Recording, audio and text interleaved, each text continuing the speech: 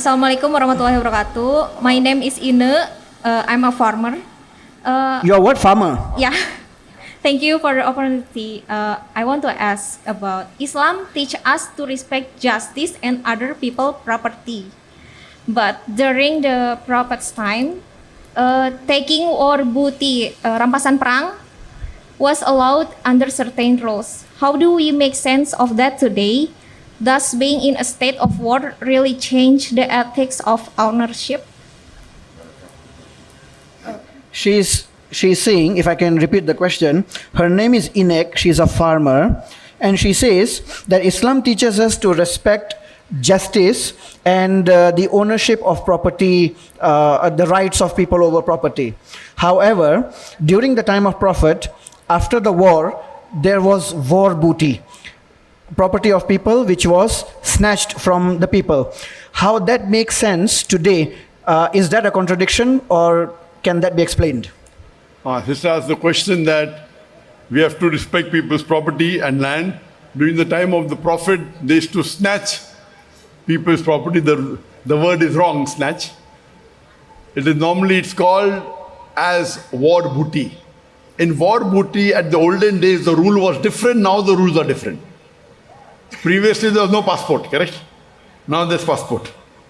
Previously, the rule was who had a war, whoever won, he was the owner. That was the law that time. So in that time, if a war took place, whoever wins, he takes the wealth, he becomes the owner. That was the law that time. Now the law has changed. So at that time, the law was, suppose there is a battle, if there is a war. Whoever wins, he becomes the owner. But even at the time of the Prophet, they saw to it that they did not, there were some rules and regulations which I discussed yesterday. In yesterday's talk, I discussed that even in Qital, there are some rules and regulations. Allah says in Surah Baqarah, chapter 2, verse number 290, that fight those who fight you, but do not commit transgression. While fighting, you cannot kill children, you cannot kill women, you cannot kill elderly people who are not fighting you. You cannot kill the animals of the people. You cannot chop down trees. So you should understand the difference between this. You cannot break down monasteries, the places of worship. That means there was some, unlike in other, at that time, they never had this rule. They used to kill the women, they used to take the women and, take them away. Islam brought new rules.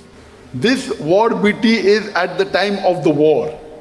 But that doesn't mean you can go and take somebody else's grab.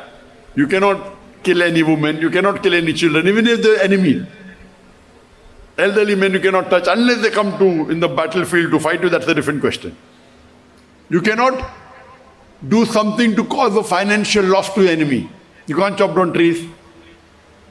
But what you win in the battle, that becomes your property. Means you're fighting, you may get horses, you may get whatever the war booty that is there, that becomes your property because that is, and then from that shared by people who are taking part of the battlefield. So that was the law, that looting was common, which Islam reduced it. Now the laws are different.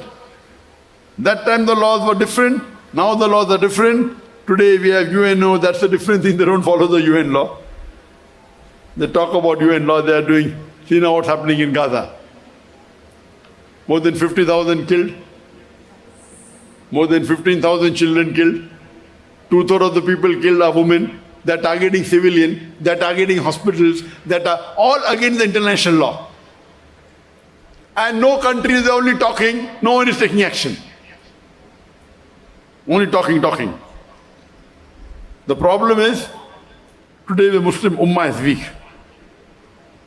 If we were united, this wouldn't have happened. Inshallah, I'll be giving a talk on this topic, 15-point action plan for the Muslim Ummah, for the Palestinian cause, inshallah, on 20th of July, next Sunday in Jakarta, inshallah. Hope that answers the question.